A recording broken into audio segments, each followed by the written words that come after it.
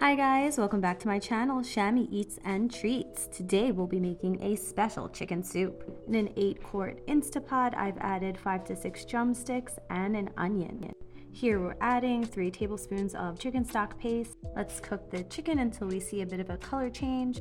Now let's add enough boiled water until it reaches the bottom marking of your Instapot.